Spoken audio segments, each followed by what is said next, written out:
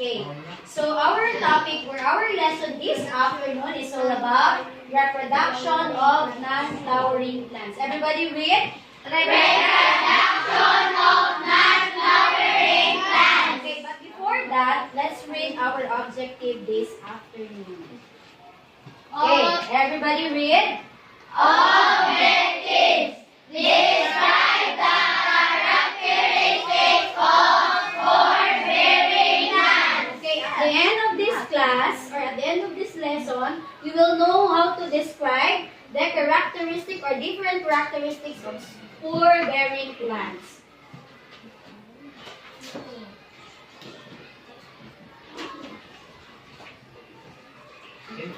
Okay, so but before that, let's review our past lesson.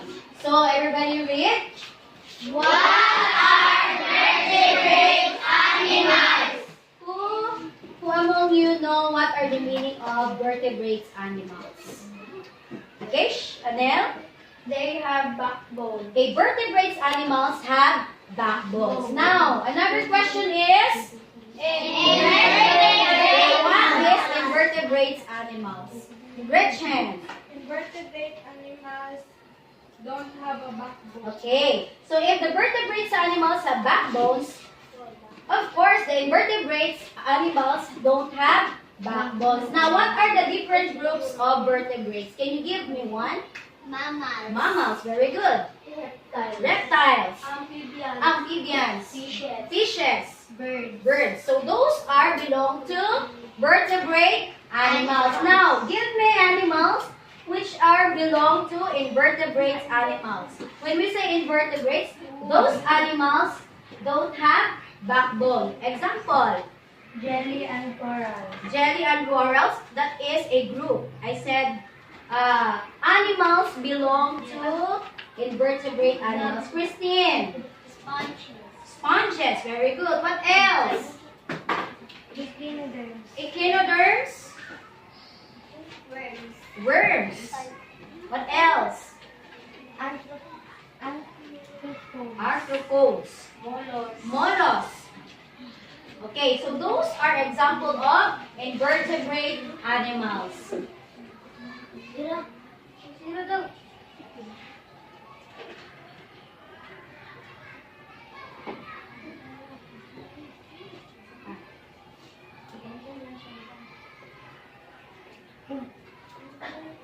Okay, so have you visited garden farm or a forest? Yes. Have you seen a farm? Yes. What about the forest? Yes. Okay, what do you see in these places? No. Yes, birds. There are a lot of birds. What else? Trees. Trees, Butterflies. butterflies, Flowers. flowers. Yes? Animals, of course, there are animals in the forest. Now, before that, let's have a video clip presentation.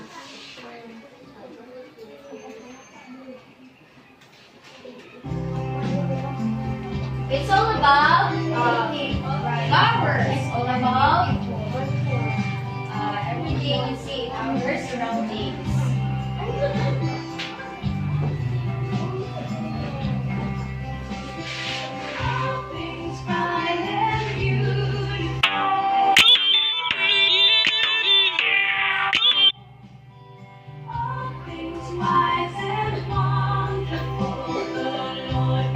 Okay, just take a look at the pictures. What did you observe?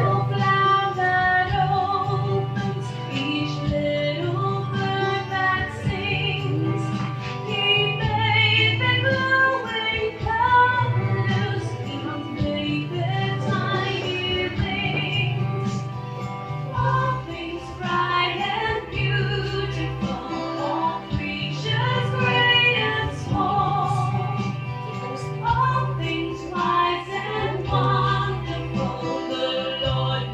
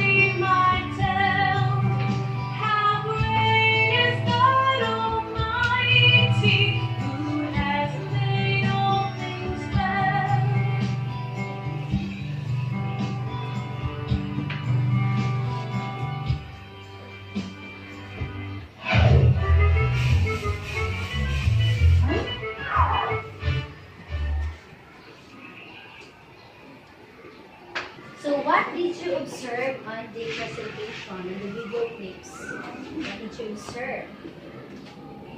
Anybody? Many flowers. What else? Many trees. Butterflies. Birds. So there are a lot of butterflies or animals in the video clips. Now, so our lesson this morning is all about non-flowering plants or spore-bearing plants. So what can you say about this picture? Huh? Bird? Have you seen this in our surroundings? Yes. Yes.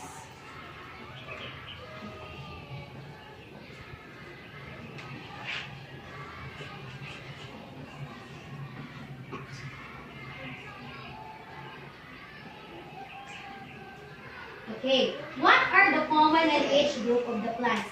The picture kanina are Ferns and yes. mosses. There are examples of Ferns and mosses. What plants group there? They don't have seeds. What common or what common in each of the plants? Gretchen? We have one. Chanel. What are the common on those plants? The ferns and the mosses. They don't have what? Seeds. They don't have seeds. So what do we call those plants that have seeds and flowers? Those are what? Example of?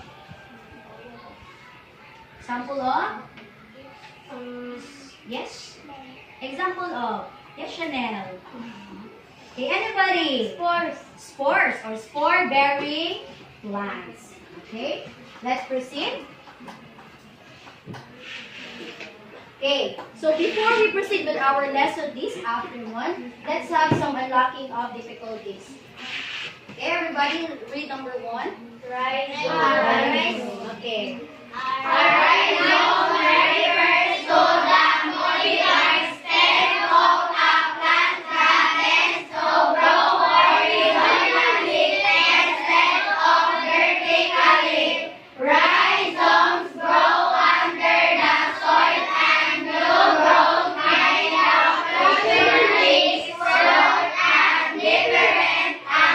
They sprout at different angles. So this is an example of rhizomes.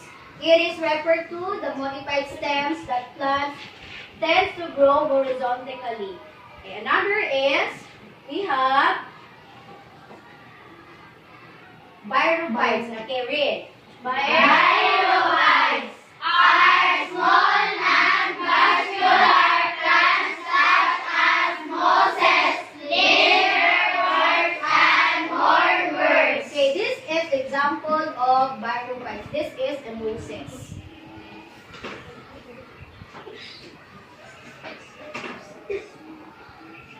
Next, spores. Spores. A spore is a unit of sexual or asexual reproduction that may be adapted for dispersal and for survival, often for extended periods of time.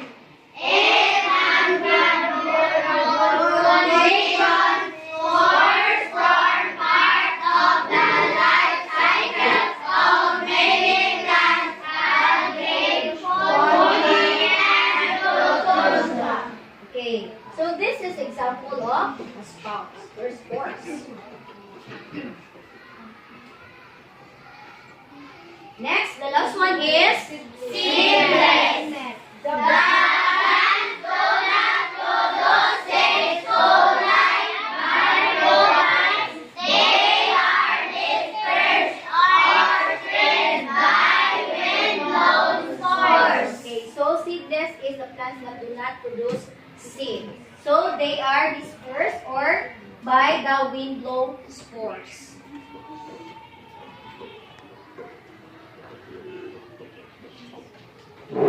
Okay. Plants.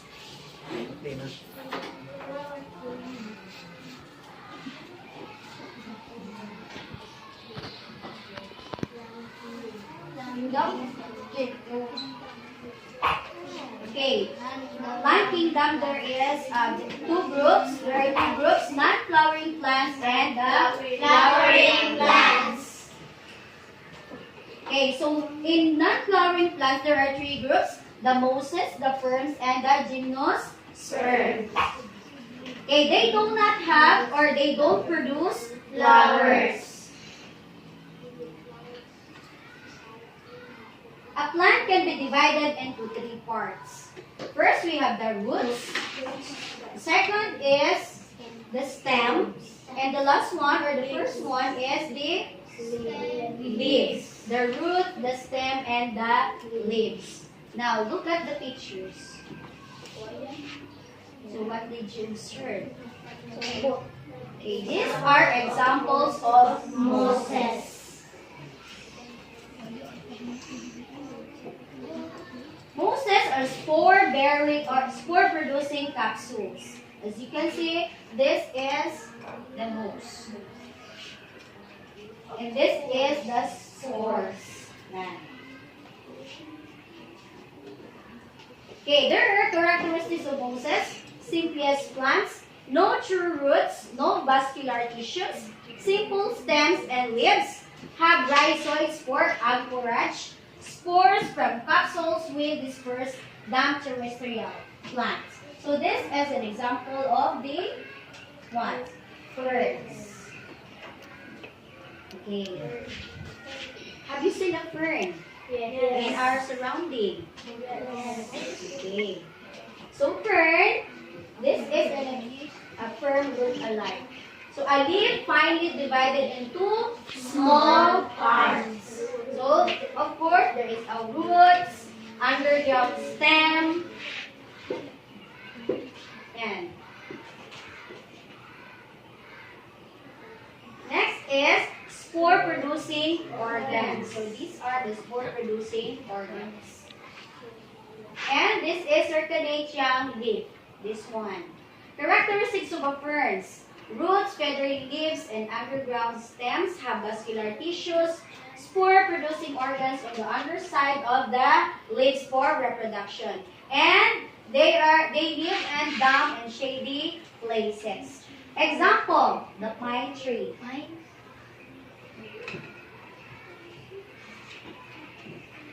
Pine tree is a gymnosperms, or an example of gymnosperm.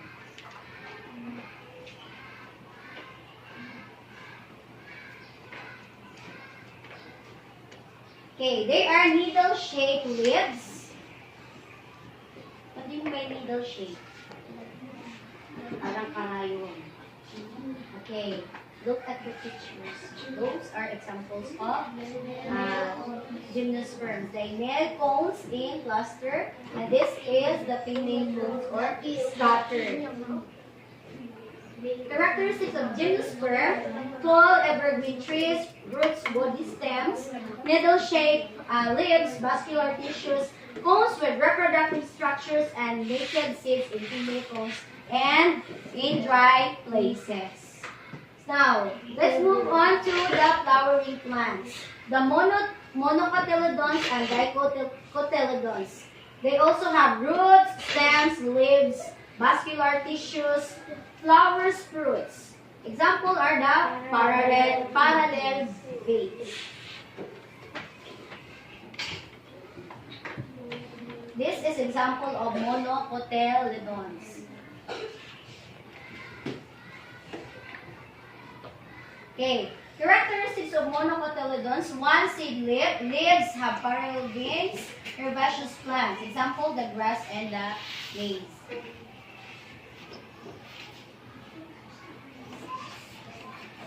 Okay, next, veins in the nectar. This is the veins in the nectar. That is dicotyledons. When we say dicotyledons, what do you mean by that? Chanel. Yes. This is customized. Characteristics: two seeds leaves. Leaves have veins in the network. When we say dicot, two. Okay, non-flowering plants, the spore-bearing, naked seeds, no roots with, in Moses, no roots and ferns. Okay, in genus ferns, naked seeds. In flowering, we have one seed lip. When we say one monocotyledon and dicotyledons means two leaves or two seeds. Spore-bearing plants. What do you mean by spore-bearing plants? Anybody? Yes, Christine. Yes, Gretchen.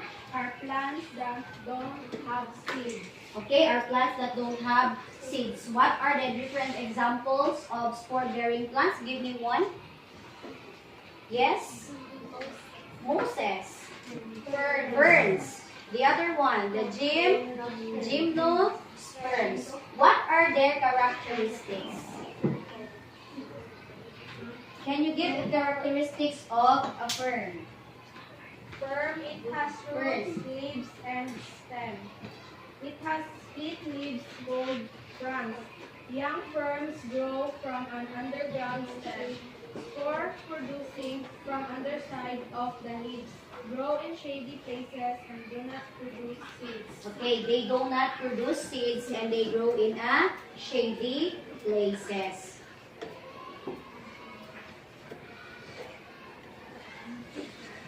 Okay, now let's identify the group of spore-bearing plants and their characteristics. Everybody read, what is ferns? It has roots, leaves, and stem. It has split leaves called fronds. Young ferns grow from an underground stem. Spore producing from underside of the leaves. Grow in shady places. Do not produce seeds. So those are the characteristics of the fern.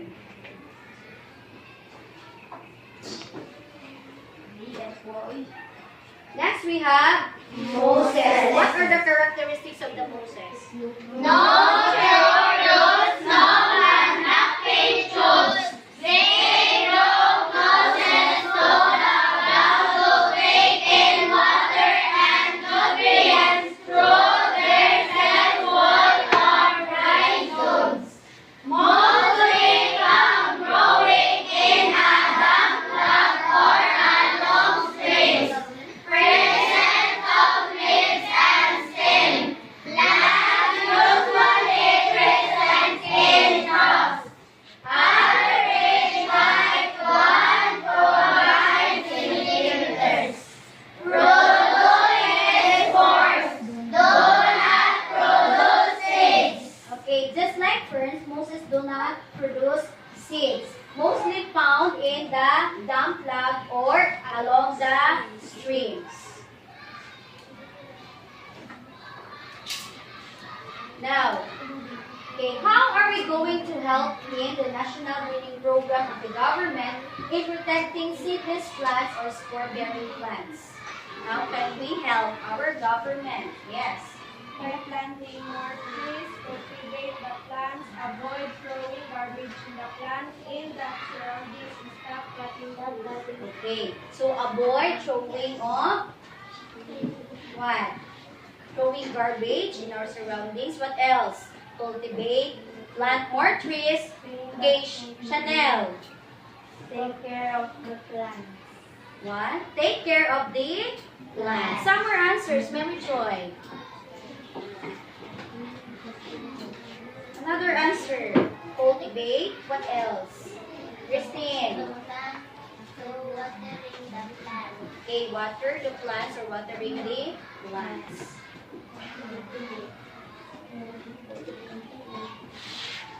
Okay, let's have some activity. Okay. Can you get your...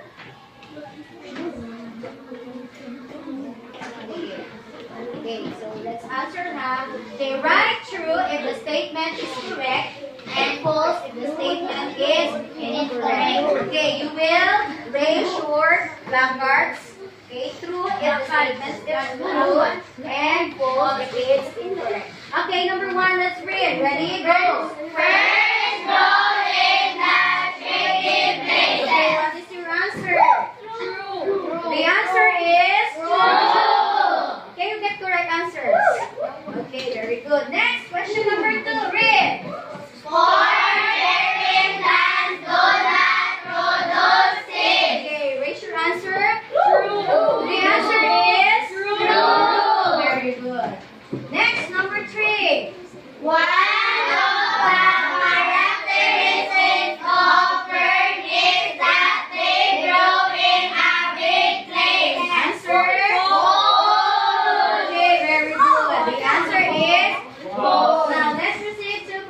Number 4. Moses have roots and produce spores. The answer is false. What's your answer? Moses have roots and produces spores? False. That. Number 5. Moses found growing in a damp land or unknown streams. True. True. I can see false. No? So the answer is true. Okay.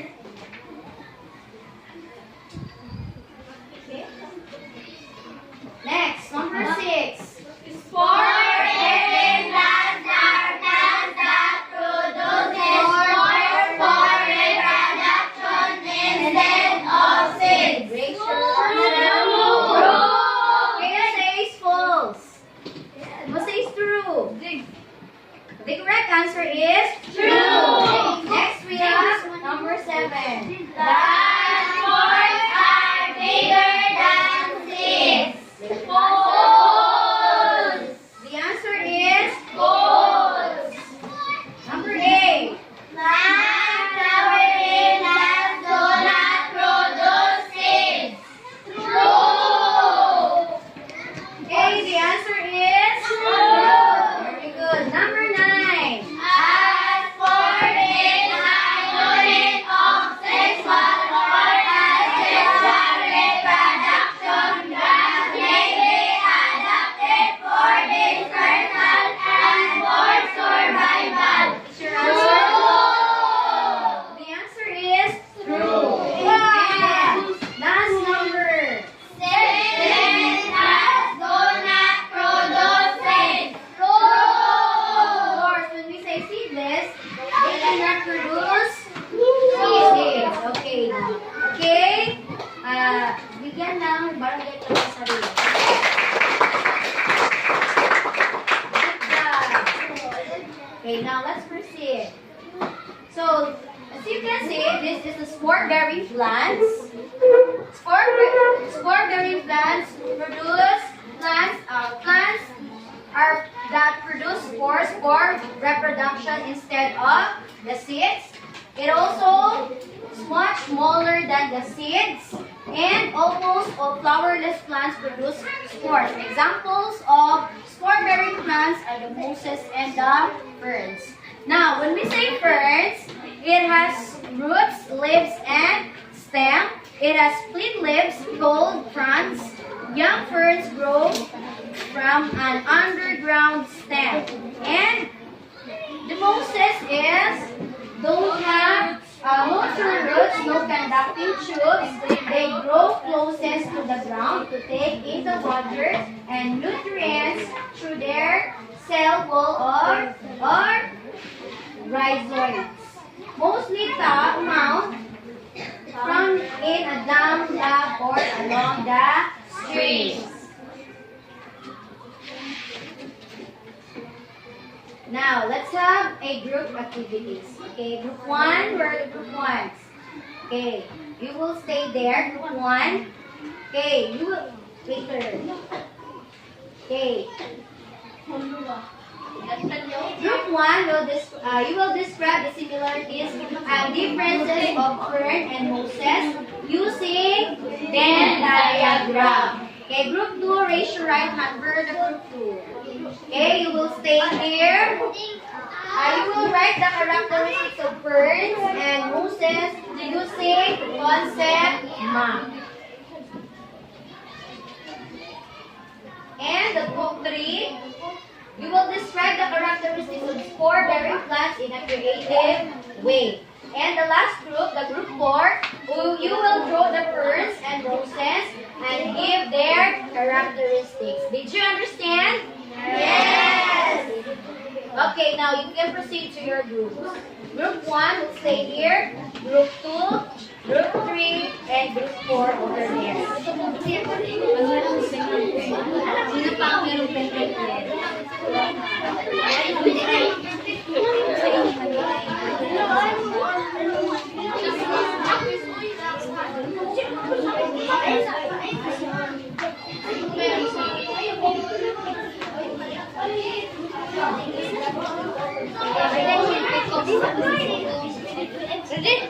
Done.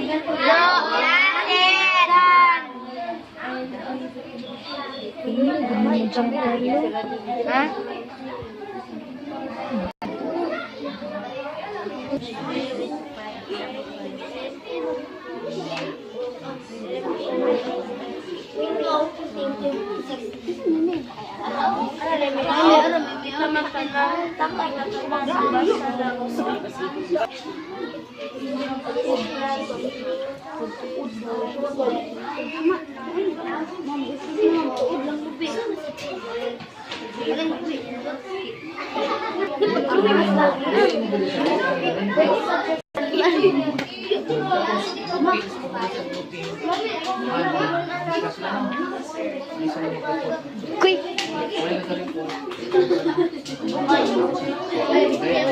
Ilan kayo tingog ba?